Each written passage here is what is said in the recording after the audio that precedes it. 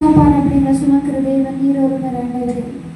ஆண்டவரே, மனிதர்கள் மாறினாலும், நண்பர்கள் மாறினாலும், குடும்பத்தார் மாறினாலும் நீர் மாறாத தேவன் ஆண்டவரே. ஆண்டவரே, எங்களோடு நீர் இருக்கிற தேவன் நீர் இயேசுவே. எல்லாரும் அப்படியே கண்களை மூடி கொஞ்ச நேரம் ஆண்டவர் துதிப்போம். இருக்கிற இடத்துல அந்த கண்கள் close rice for few minutes. யாரும் கண்ணை திறக்க வேண்டாம். உங்க உள்ளத்தை ஆண்டவர்கிட்ட நீங்க ஊற்ற போறீங்க. Father, we praise you, Jesus. Lord, we glorify your name. Lord, you are almighty, Lord. Your name is wonderful. Your name is powerful. உங்களுக்கு பார்த்தவரை எங்களுக்கு நன்றி செலுத்துகிறோம். எல்லாரும் கண்ணை மூடி ஆண்டவர் கொஞ்ச நேரம் துதிப்போமா. இயேசுவே, நீர் பெரியவரே, நீர் அதிசயமான தேவனே, உமக்கு ஈடாக யாரும் இல்லையே. உம்மை போல புரிந்து கொள்ள யாரும் இல்லையே. உம்மை போல அரவணைக்க யாரும் இல்லையே. உம்மை போல புரிந்து கொள்ள யாரும் இல்லையே. உம்மை போல அரவணைக்க யாரும் இல்லையே. திரும்ப சொல்லுமா. உம்மை போல புரிந்து கொள்ள யாரும் இல்லை. உம்மை போல அரவணைக்க யாரும் இல்லையே. நீர் போதும் என் வாழ்விலே. இயேசையா, நீர் போதும் என் வாழ்விலே. நீர் போதும், நீர் போதும் என் வாழ்விலே. இயேசையா, நீர் போதும் என் வாழ்விலே.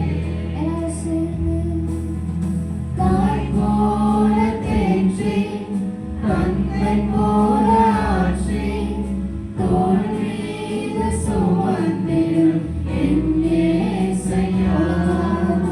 தாய் போல தேற்றி, தந்தை போல ஆற்றி, தோள் மீது சுமந்திடும் என் இயேசையா. உம்மை போல புரிந்து கொள்ள யாரும் இல்லையே. உம்மை போல அரவணைக்கவும் யாரும் இல்லையே. உம்மை போல புரிந்து கொள்ள யாரும் இல்லையே.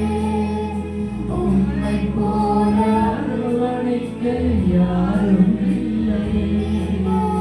நீர் போதும் என் வாழ்விலே. இயேசையா, நீர் போதும் என் வாழ்விலே. ஓ, நீர் போதும் என் வாழ்விலே. இயேசையா, நீர் போதும் என் வாழ்விலே. மலை போல துன்பம் என்னை சூழும் போது, அதை பனி போல உருகிட செய்வாய். எல்லாரும் சேர்ந்து மலை போல துன்பம் என்னை சூழும் போது, அதை பனி போல உருகிட செய்பவரே. கண்மணி போல் என்னை காப்பவரே. உள்ளங்கையில் பொறித்தென்னை நினைப்பவரே. கண்மணி போல் என்னை காப்பவரே. உள்ளங்கையில் பொறித்தென்னை நினைப்பவரே. நீர் போதும் என் வாழ்விலே.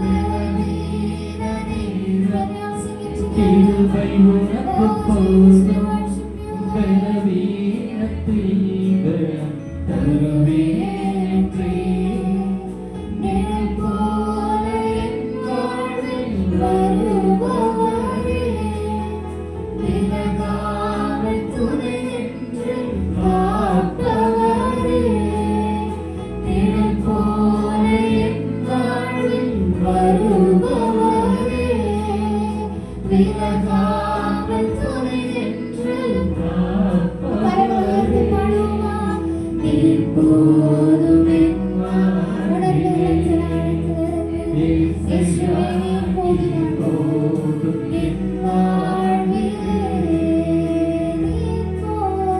நீர் போதும் என் வாழ்விலே இயேசையா நீர் போதும் என் வாழ்விலே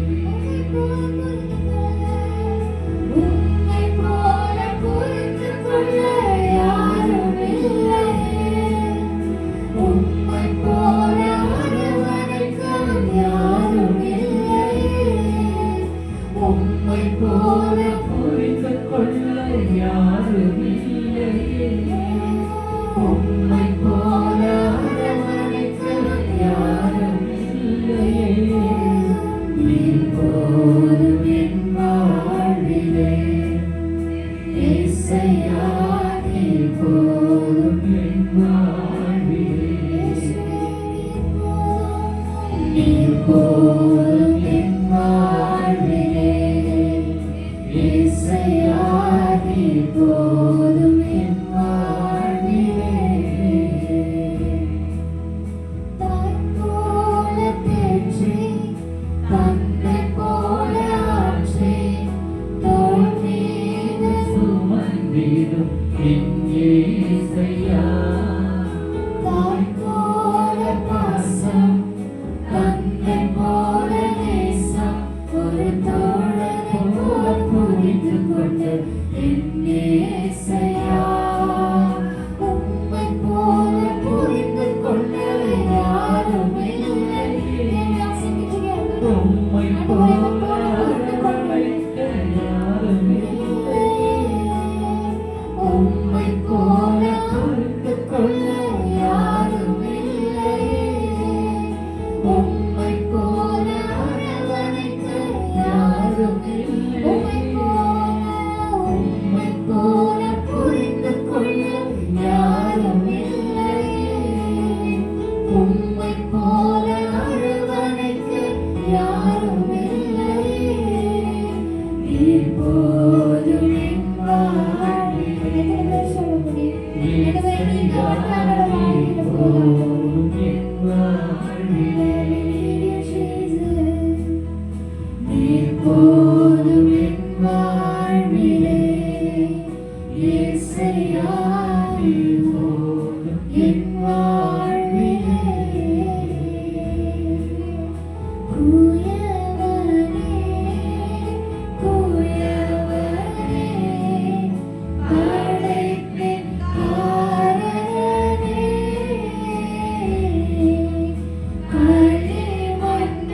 களிமண்ணான என்னையுமே கண்ணோக்கி பார்த்திடும். Can I close your eyes and all of us கண்களை மூடி குயவனே குயவனே படைப்பின் காரணனே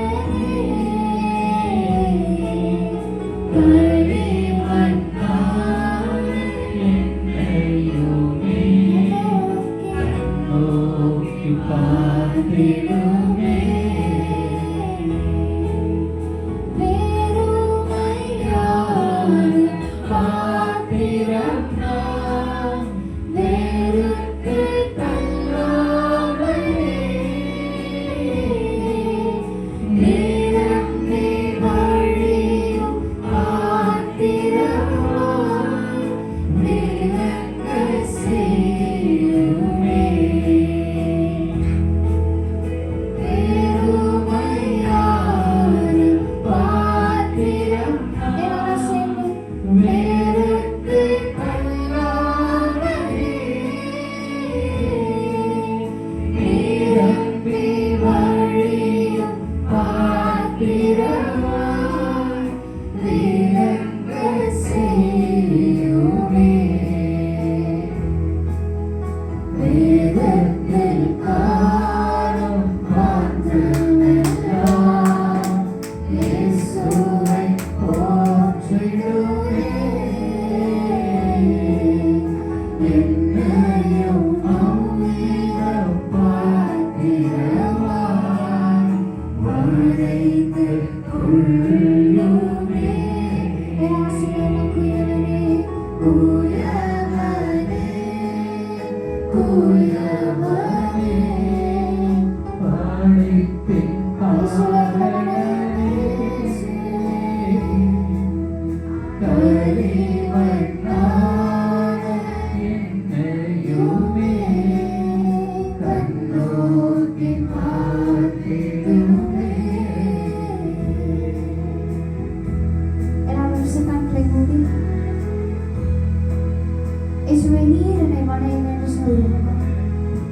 குயவன், நாம் அவர் கையில் இருக்கிற களிமண்.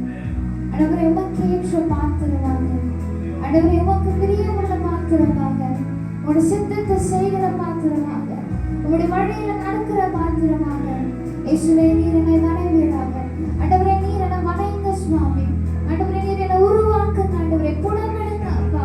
ஆண்டவரே, உமக்கு ஏற்ற மகனாக, உமக்கு ஏற்ற மகனாக என்னை மாற்றுங்க. ஆண்டவரே, நானோ என்னோட சித்தமா என்னோட சுயமா கிடையாது. ஆண்டவரே, எல்லாம் நீர் வைத்தது. ஆண்டவரே, நீர் எங்க வாழ்க்கையில வைத்த திட்டம் நோக்கம். ஆண்டவரே, Lord, we have a lot of flaws. We have many flaws, Jesus. Lord, we know that you can mold us, Lord. Lord, you mold us, Jesus. Jesus, you mold each and every one of us to the vessel that you wanted, Lord. ஆண்டவரே, எங்களை ஒவ்வொருத்தரையும் வணங்குவீராகப்பா. எங்களை வணங்குங்க சுவாமி. எங்களை எத்தனை பேர் சொல்ல உங்க சித்தத்துக்காக என்னை வணங்குங்க. ஆண்டவரே, உமக்காக என்னை வணங்குங்கப்பா.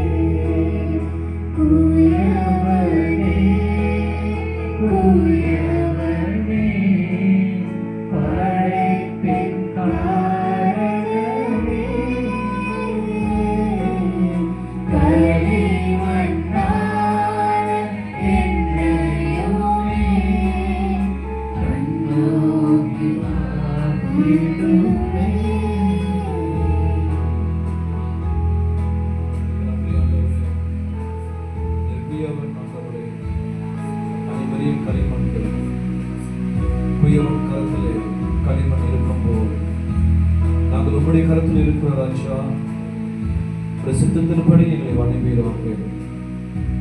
ஆண்டவரே அப்பா, உடைய சித்தத்தின்படி, உடைய விருப்பத்தின்படி ஆண்டவரே கணத்துக்குரிய பாத்திரமா, ஆண்டவர் கணத்துக்குரிய ஒரு பாத்திரமாக ஆண்டவரே சித்தத்தை செய்து முடிக்கிற ஒரு பாத்திரமாக உமக்கென்று எங்களை உருவாக்கும்படி நான் ஜெபிக்கிறேன். எங்க வாழ்க்கையிலே மிக பிரியமானதை நாங்கள் செய்யவும், உடைய பலத்த கரத்துக்குள் நாங்கள் அடங்கி இருக்கவும், அவர் ஏற்ற காலத்தில் உங்களை உயர்த்தும்படி அவர் பலத்த கரத்துக்குள் அடைந்திருக்க வேண்டும். ஒரு பலத்த கரத்துக்குள் நாங்கள் அடங்கி இருக்கவும், இந்த சித்தம் போல எங்களை உருவாக்கும்படி நான் ஜெபிக்கிறேன். எங்க சித்தம் ஒன்றுமே இல்லப்பா. ஆண்டவரே, உமக்காகவே எங்களை கொண்டு வந்திருக்கீங்க, உமக்காகவே எங்களை தெரிந்து கொண்டிருக்கீங்க. ஆண்டவரே, எங்களுடைய சுயமா நாங்கள் வாழாதபடி இந்த சித்தத்தை நிறைவேற்றி இந்த உலகத்தை விட்டு, இந்த தேகத்தை விட்டு நாங்கள் புரியும் போது உங்க சித்தத்தை செய்து முடித்தவர்களாக, உங்கள் விருப்பத்தை நிறைவேற்றினவர்களாக கர்த்தர் கிருபை தருவீராக. ஆண்டவரே, உமக்கு நன்றி.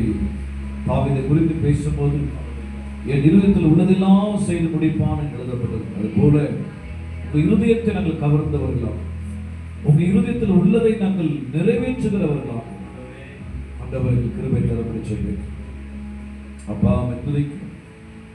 துதிக்கிறோம். ஆண்டவரை எங்களை உருவாக்க பிதாவின் சித்தத்துக்கு எப்படி தம்மை ஒப்பு கொடுத்தீங்களோ, சிலுவையின் மரணம் பரிந்து நம்ம தாழ்த்தினீங்களோ, எங்களுக்குள்ள எந்த ஒரு பெருமையோ, எந்த ஒரு பாவமோ, எந்த ஒரு காரியங்களும் மாம்ச கிரியைகளை எங்களுக்குள்ள ஆளுகை செய்யாமல் பரிசுத்த ஆவியானுடைய சித்தம் எங்களுக்குள்ளே காணப்படுகிறது. அவர் விருப்பம் போல நாங்கள் நடக்க தேவனோடு கூட நாங்கள் ஐக்கியமாக இருக்க, பரிசுத்த ஆவியானோடு கூட நாங்கள் வாக் பண்ண நீ கிருபை தருவீராக. நன்றி ராஜாவே, நன்றி நன்றி சொல்லி விலை உயர்ந்த ஒரு பாத்திரமாக எங்களை மாற்றுவீராக. இந்த தாழ்த்தி எப்பொழுதும் இந்த மாலை நேரத்தில் கூட தேவ வார்த்தையை கொண்டு வந்திருக்க மகனை யுவாக்கரை அவருடைய ஊழியத்தையும் அவருடைய குடும்பத்தையும் நீர் அம்மாவையும் பிள்ளைகளையும் நீர் ஆசீர்வதிக்கும்படி நான் ஜெபிக்கிறேன். வந்திருக்கிற ஒவ்வொரு விசுவாசி குடும்பங்களையும் நீர் ஆசீர்வதி. நன்றி சொல்லுங்க. தாழ்த்தி எப்பொழுதும் இயேசுவின் நாமத்தில் வேண்டிக் கொள்கிறோம் எங்கள் நல்ல பிதாவே. ஆமென் ஆமென். இந்த நல்லவர் நம்ம எல்லாருக்கும் நன்றி. ஹல்லேலூயா. மாலை நேரத்தில் உங்களை பார்க்கல ரொம்ப சந்தோஷம். ஆமென். இயேசு சீக்கிரமாக வரப்போகிறார். அந்த வருகை மிக சமயமாக இருக்கிறது. நம்ம பரிசுத்தத்தோடு சபைகள் விழித்திருக்கவும் புத்தியுள்ள கண்ணிகளை போல ஆயத்தமாக இருக்கவும் இதான் சபை நமக்கு எச்சரிக்கை கொடுக்குது. ஹல்லேலூயா. என் மனசில் அடிக்கடிக்கு அந்த வார்த்தைகள் வந்துகிட்டே இருக்குது. ஆகிடும் என்னன்னு தெரியாது. பட் எனக்கும் நான் தனிமலையில் இருக்கும்போது இயேசு சீக்கிரம் வரப்போகிறேன். ஹல்லேலூயா. நம்ம காலத்தில் அது இருக்குது. நம்ம காலத்தில் அதை பார்க்க போகிறோம். ஏமே தாவீது பவுல் சொல்லுகிறாரு, கிறிஸ்துவுக்கு மரித்தவர்கள் முதலாவது எழுந்திருப்பார்கள், பிறகு உயிரோடு நாம் நடுவானத்தில் எடுத்துக்கொள்ள போகிறோம். நடுவானத்தில் எடுத்துக்கூடிய நேரம் வருது. அப்போ நம்ம எப்படிப்பட்ட ஒரு பரிசுத்தம், சின்ன சின்ன சண்டை கசப்புகள் எல்லாம் தூக்கி போட்டு, எல்லாம் சண்டை நம்ம தூக்கி போட்டு ஏமே உண்மை நாவிலே நம்ம நிறைந்தவர்களா, ஏமே அனுதினமும் ஜெபிக்கிறவர்களா. ஹல்லேலூயா. அந்த பரலோகத்தினுடைய சாயில் நமக்குள்ளே காணப்படும் ஒரு பரலோக குடும்பமாக நம்ம இருக்கிறோம். ஏமே ஒரு டிவைனிங் ஃபேமிலி, ஒரு தெய்வீக குடும்பமாக நம்ம காணப்படுது. ஹல்லேலூயா. தெய்வன் வருவாங்க, சீக்கிரம் வரப்போகிறார். ஆயத்துக்கு வாங்க, நம்ம எல்லாம் கரங்கத்துட்டு வருவோம்.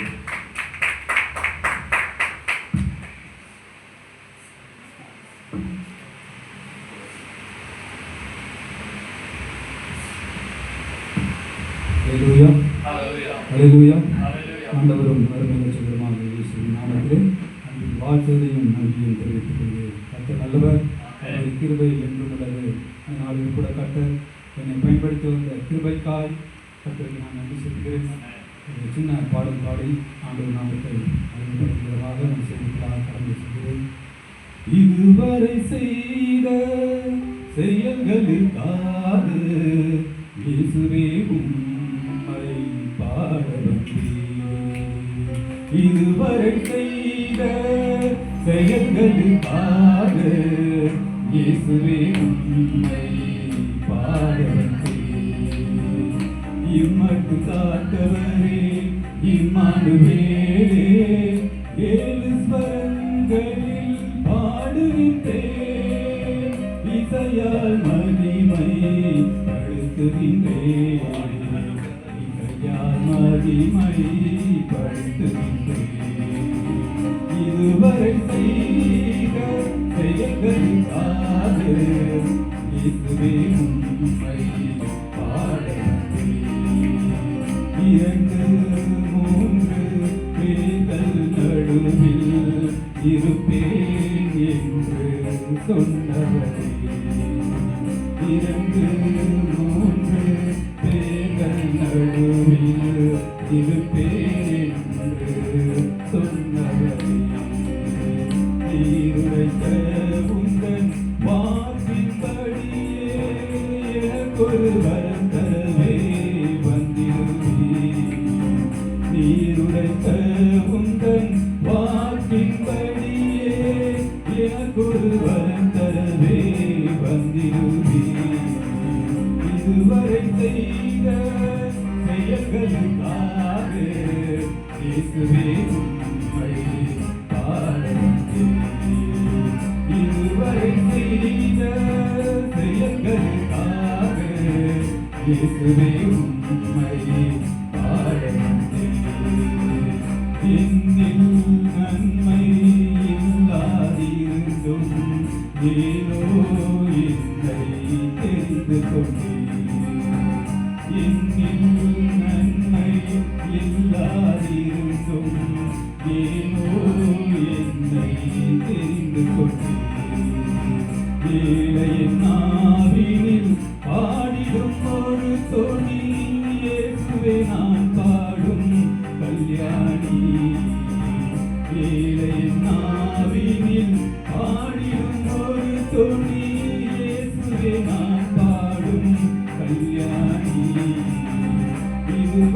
செய்த செயல்களுக்காக இயேசுவே உம்மை பாடுகிறேன். நித்தம் நித்தம் ஒரு பாட பாடிட இயேசுவே உங்கள் நன்மை கூறிட கெட்ட ஆவியிடம் தூர ஓடிட பாட்டு பாடிட ராவிடம் நித்தம் நித்தம் ஒரு பாட பாடிட இயேசுவே உங்கள் நன்மை கூறிட கெட்ட ஆவியிடம் தூர ஓடிட பாட்டு பாடிட ராவிடம் அந்த பாடலில் இருந்த வல்லமை இந்த வேளையில் இறங்க செய்யவே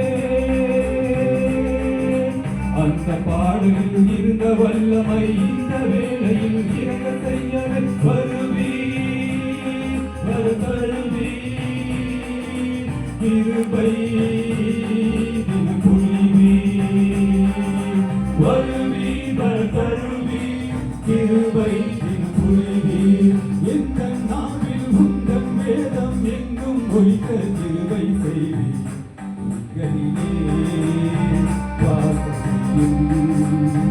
தூயவரே உம்மை பாடுகிறேன்.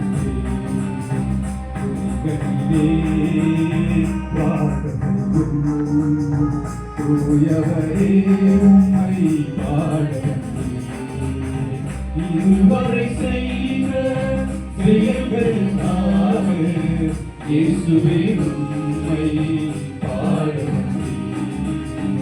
இதுவரை செய்த செயல்களுக்காக இயேசுவே உம்மை பாடுகிறேன்.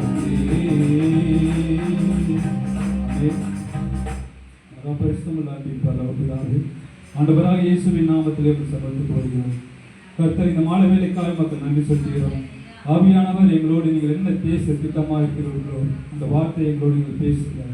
அதை எங்களுடைய வாழ்க்கையில் நாங்கள் அபியாசப்பட்ட கட்ட திருவை செய்யுங்கள்.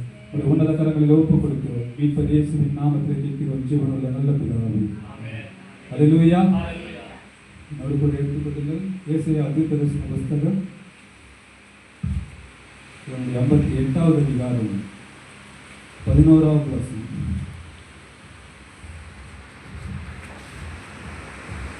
கர்த்தர் நித்தமும் உன்னை நடத்தி மகா வறட்சியான காலங்களில் உன் ஆத்துமாவை திருப்தியாக்கி உன் எலும்புகளை நினமுள்ளதாக்குவார். நீ நீர்ப்பாய்ச்சலான தோட்டத்தை போலவும் வற்றாத நீரூற்றை போலவும் இருப்பார். அல்லேலூயா. கர்த்தர் நித்தமும் உன்னை நடத்தி மகா வறட்சியான காலங்களில் உன் ஆத்துமாவை திருப்தியாக்கி உன் எலும்புகளை நினமுள்ளதாக்குவார். நீ நீர்ப்பாய்ச்சலான தோட்டத்தை போலவும் வற்றாத நீரூற்றை போலவும் இருப்பார். ஆமென். அல்லேலூயா. இந்த வசனம் ஒரு வாக்குத்தத்தமான ஒரு வசனம். ஒரு ஆமென் சொல்லுங்க. இந்த வசனத்தை அநேக முறை நம்ம வேதத்தில் படிச்சிருப்போம். வாக்குத்தத்தமாய் ஒவ்வொரு வருடமும் நம்ம சுதந்திரிப்போம். ஒவ்வொரு மாதமும் நம்ம என்ன பண்ணியிருப்போம், இந்த வாக்குத்தத்தத்தை நம்ம பெற்றுக்கொண்டிருப்போம். ஆனால் வாக்குத்தத்த வசனமான இந்த வசனத்துக்கு முன்பாக ஆண்டவர் ஒரு கட்டளையை கொடுக்கிறார். ஆமென் சொல்லுங்க.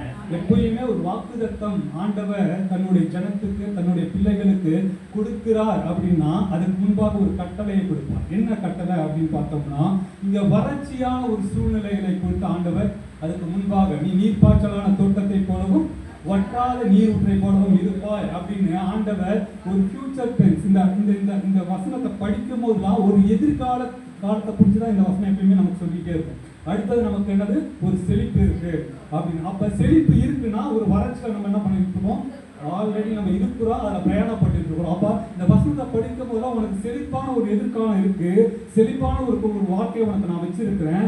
ஆனா இந்த வறட்சியை நீ என்ன பண்ணணும், கடந்து வந்துதான் ஒரு ஆமீன் சொல்லுங்க பார்க்கலாம். வறட்சியவே நான் கடந்து வரல, எனக்கு வனாந்தரமே வேணாம், டைரக்டா செழிப்பு வேணும்னா ஆண்டவர் என்ன பண்ண மாட்டார், அதை அங்கீகரிக்க மாட்டார். எதுவுமே இலவசமா கிடைச்சிச்சுன்னா அதனுடைய வேல்யூ என்ன பண்ணாரு நமக்கு தெரியாது. அது போலதான் இஸ்ரவேல் ஜனங்களையும் ஆண்டவர் வனாந்தரத்திலே வழி நடத்தினார். ஒரு ஆமீன் சொல்லுங்க பார்க்கலாம். இஸ்ரவேல் ஜனங்களையும் வனாந்தரத்தை வழி நடத்தினார். அவர்களுடைய பிள்ளைகளாகிய ஆவிக்குரிய இஸ்ரவேலராகிய உங்களையும் என்னையும் ஆண்டவர் அநேக தரம் வனாந்தரத்தை வழி நடத்தி இருக்கிறார். அந்த வனாந்தரத்தின் மத்தியிலே தான், அந்த வனாந்தரத்தின் சூழ்நிலையில் தான் அவருடைய மகிமையை நாம கண்டிருக்கிறோம். ஒரு ஆமீன் சொல்லுங்க. அவருடைய நாமத்தை நம்ம கண்டிருக்கிறோம். ஏன்னா அவர் அந்த நேரத்துல தான் அவருடைய நாமத்தை வெளிப்படுத்துகிறார் நம்ம மூலியமா. ஒரு ஆமீன் சொல்லுங்க. ஒருத்தர் ஒரு சந்தோஷமே இல்லாத மாதிரி ஒரு பாக்குறீங்க. ஒரு ஆமீன் சொல்லுங்க பார்க்கலாம். அப்ப அந்த மகிமை, அந்த அந்த நாமத்தை நம்ம உயர்த்த வேண்டும் என்று சொன்னால் நாம் வனாந்தரமான பாதையிலே பிரயாணப்படுவதற்கு நாம் அதை அங்கீகரித்துக் கொள்ள வேண்டும். ஒரு ஆமீன் சொல்லுங்க. எத்தனை பேருக்குலாம் எனக்கு விருப்பம் இல்லை, நான் வனாந்தரத்தை வரமாட்டேன் அப்படின்ற மாதிரி ஒரு முரட்டாட்டமா நிற்கிறீங்க. அப்படிலாம் யாரும் இருக்க மாட்டீங்கன்னு நான் விசுவாசிக்கிறேன். ஒரு ஆமீன் சொல்லுங்க. எப்பெல்லாம் நம்ம வனாந்தரத்துக்குள்ளே பிரயாணப்படுகிறோமோ அப்பொழுதெல்லாம் ஆண்டவர் நமக்கு ஒரு நன்மையான காரியங்களை வைத்திருக்கிறார். ஒரு ஆமீன் சொல்லுங்க. செழிப்பான ஒரு இடத்தை வைத்திருக்கிறார், ஒரு ஆசீர்வாதத்தை வைத்திருக்கிறார். அது வேலையா இருக்கலாம், இல்லாட்டி குடும்ப சூழ்நிலை காரியங்களா இருக்கலாம், பொருளாதாரமா இருக்கலாம், எப்படிப்பட்ட காரியமா இருந்தாலும் கர்த்தர் என்ன பண்றாரு, ஒரு வனாந்தரத்தின் வழியே தான் ஒரு ஆசீர்வாதத்தை நமக்கு வைக்கிறார். அது போல இஸ்ரவேல் ஜனங்கள் எகிப்திலிருந்து அடிமைப்பட்டிருக்கும் பொழுது அவங்க அடிமைத்தனத்திலிருந்து விடுவிக்கப்படுறாங்க.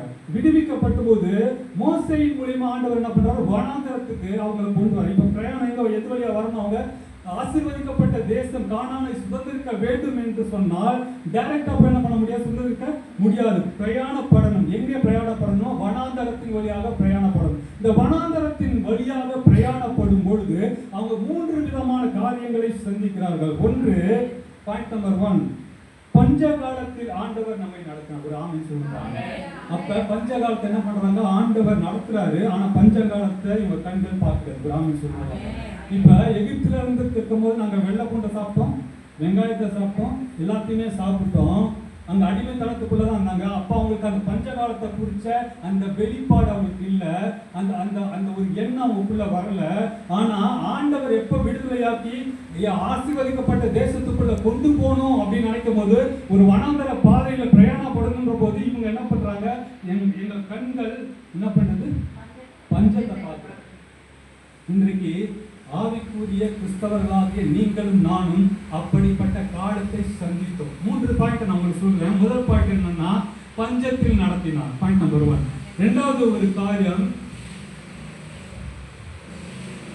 பரிசுத்தமாய் நடத்தினார். நான் சொல்லுங்க, பரிசுத்தமாய் நடத்தினார். மூன்றாவது காரியம், பாதுகாப்பாய் நடத்தினார். ஃபர்ஸ்ட் பாயிண்ட் என்ன சொன்னேன், பஞ்சத்தில் நடத்தினார். இரண்டாவது காரியம் பரிசுத்தமாய் நடத்தினார். மூன்றாவது காரியம் பாதுகாப்பாய் நடத்தினார். இப்ப இந்த இஸ்ரவேல் ஜனங்கள் சந்தித்த காரியம் வனாந்தரத்தில் 3 காரியத்தையும் சந்தித்தார்கள். அதுபோல நாமும் கொஞ்ச நாட்களுக்கு முன்பாக இந்த 3 காரியத்தையும் சந்தித்தோம். எந்த நாட்கள் அப்படின்னு போடுறோம், நல்லா கைதட்டுங்க.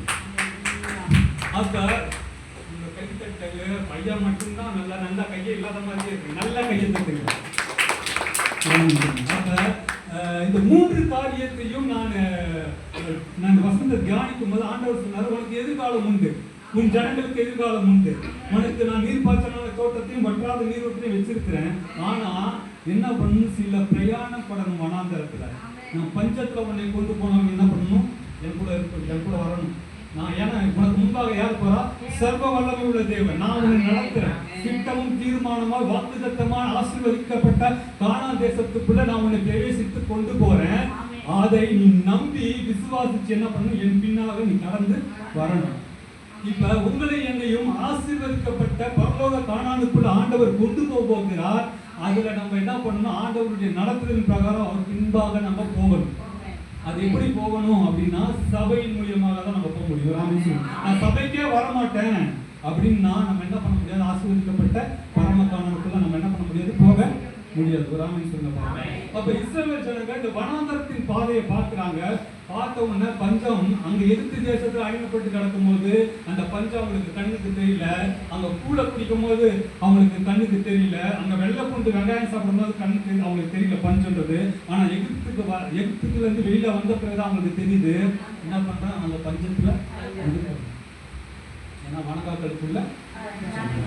அது போல நாமும் கொரோனா நாட்கள்ல வேலைக்கு போல, எந்த காரியமும் நமக்கு எல்லாம் கையில காசு இல்லை. ஒரு சிலவங்களுக்கு பேங்க்ல இருந்துருக்கும். ஆனா பல பேருக்கு என்ன பண்ணியிருக்காரு, கொடுக்குற காசு இருந்திருக்காரு. ஆனா என்ன பண்ணோம், 3 வேளை முட்டை சாப்பிட்டோம். அப்போதான் நல்ல இறைச்சிகளா சாப்பிட்டோம். இஸ்ரவேல் ஜனங்க மாதிரி நீங்க உண்மையாவே அனுபவிச்சிருப்பீங்க. அப்ப இந்த டைம் தான் நான் நல்லா சாப்பிட்டேன். அந்த டைம்ல தான் நான் வீட்டில் கூப்பிட்டாங்க பரோட்டா கூட. அப்போதான் நான் ஸ்பெஷலிஸ்டாங்க.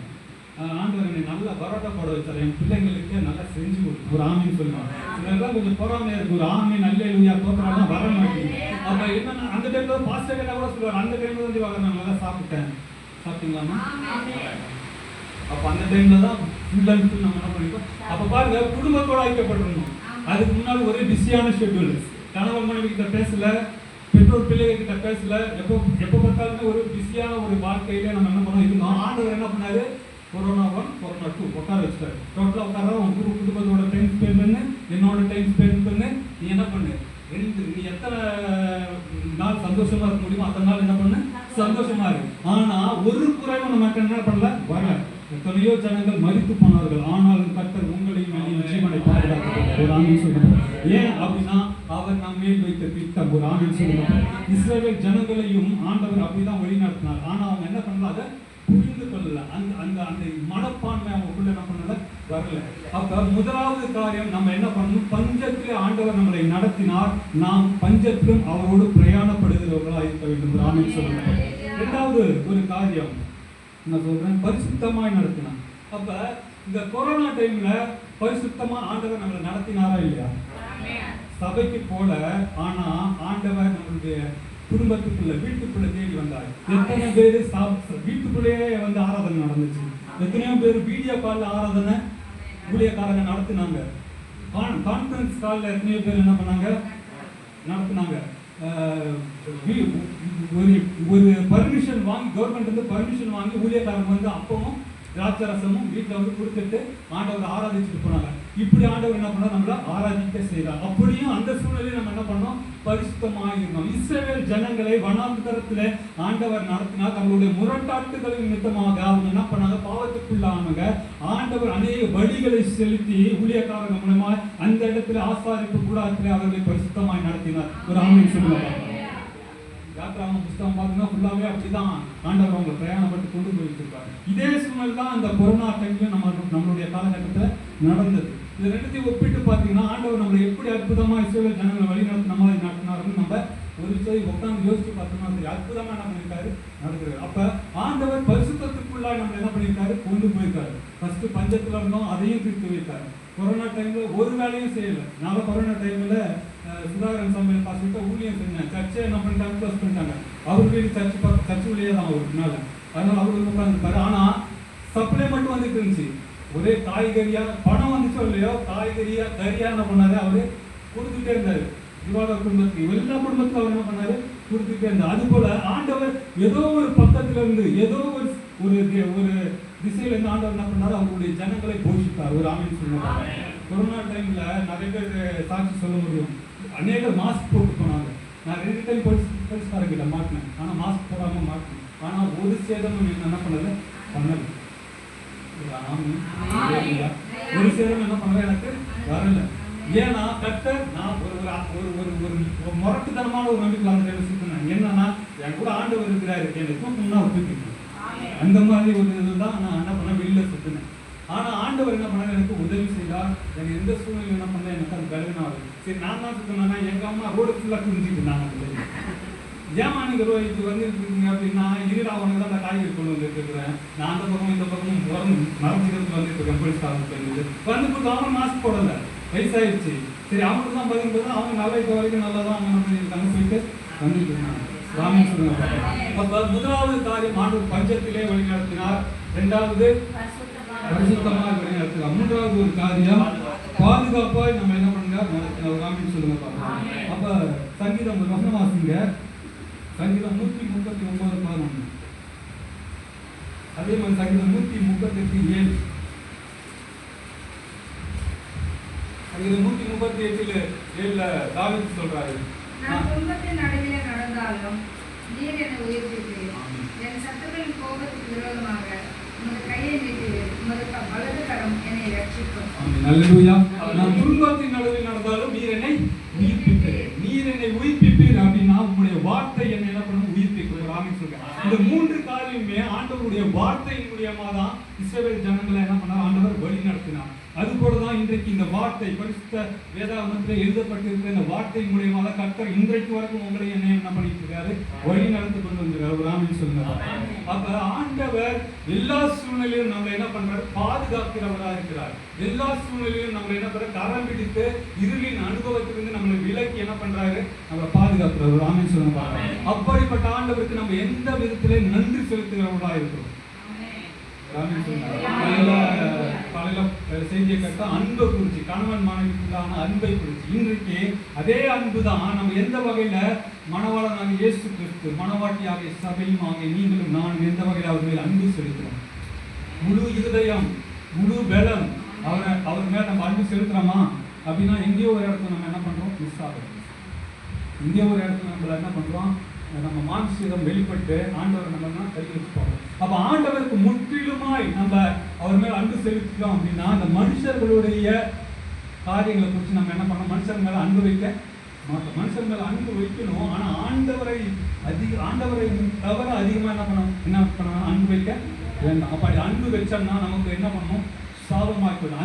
அந்த அன்பு நம்மளை என்ன பண்ணுது, துயரத்துக்கு நேராக கொண்டு மனுஷர்கள் மேல வைக்கிற அன்பு என்ன பண்ணும், நம்மளை துயரத்துக்கு நேராக, துன்பத்துக்கு நேராக, பாதாளத்துக்கு நேராக கொண்டு போகும். ராமன் சொல்லுவாங்க. ஆனா ஆண்டவர் மேல் வைக்கிற அன்பு நமக்கு நித்தியமாய் பரலோக ராஜ்யத்துக்கு நேராக நம்ம கொண்டு செல்லும். ராமன் சொல்லுவாங்க. அப்ப இந்த நாளில் கூட ஆண்டவர் 3 விதத்துல ஆண்டவர் நம்ம என்ன பண்ணாரு, வழி நடத்தி கொண்டு செல்றார். ஒண்ணு பஞ்சகாலத்தை ஆண்டவர் நம்மை வழிநடத்தார். 2வது பரிசுத்தமான ஆண்டவர் நடத்தார். 3வது பாதுகாப்பாக வழிநடத்தார். இந்த 3 காரியமே இந்த கொரோனா டைம்ல இல்லைன்னு இல்லை, நம்மளுடைய நிலைமை நினைச்சு பாருங்க. இன்னும் வறுமையில செத்துருப்போம். எத்தனை பேர் சூசைட் பண்ணாங்க. சில பேர் கொரோனாவே வரல. பல்லாவரத்துல ஒரு குடும்பம், ஒரு முஸ்லீம் குடும்பம் சூசைட் பண்ணிடுச்சு. மிடில் கிளாஸ் அந்த அம்மாவால குழந்தைங்களுக்கு ஆகாரம் கொடுக்க முடியல, அந்த ஐயாவால வைஃபா பாதுகாக்க முடியல, அவங்களுக்கு ஆதாரம் கொடுக்க முடியல, சூசைட் அட்டென்ட் பண்ணிட்டாங்க, கடன் பிரச்சனை.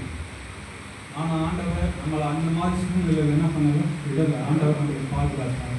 அற்புதமாய் அதிசயமாய் நம்மளை பாதுகாத்து சொல்லுறாங்க. அப்ப அப்படிப்பட்ட ஆண்டவருக்கு நம்ம எந்த விதத்துல நன்றி கடன்பட்டவர்களாக இருக்கிறோம் சொல்லுங்க. இதுக்கு எல்லாத்தையும் மறந்து நம்ம என்ன பண்ணிட்டு இருக்கிறோம்.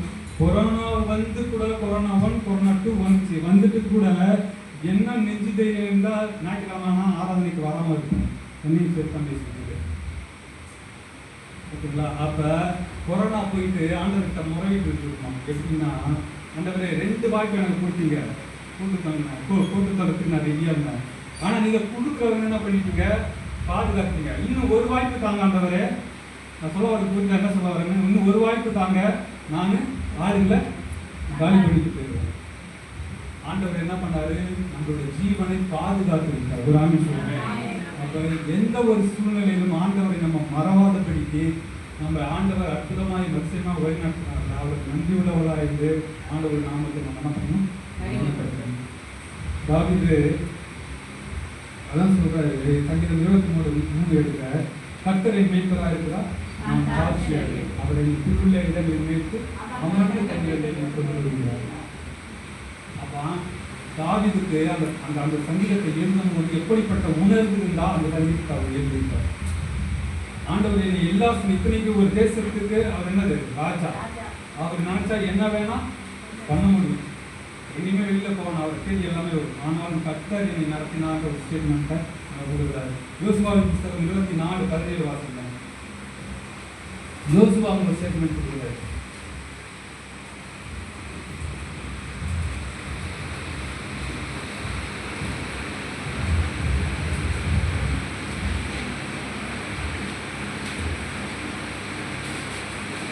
நம்மையும் நம்முடைய பிதாக்களையும்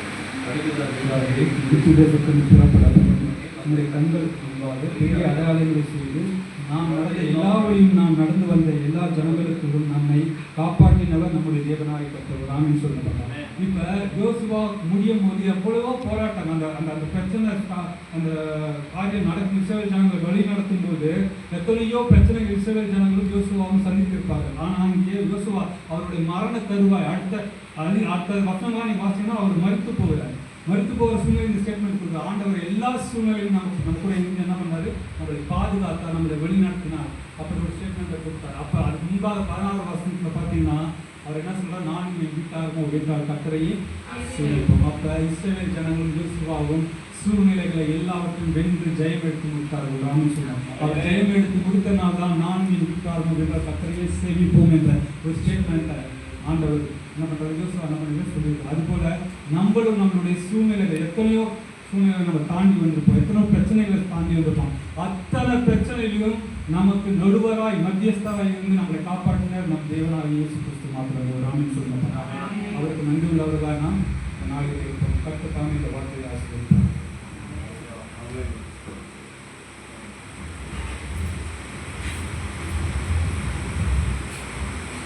Praise God.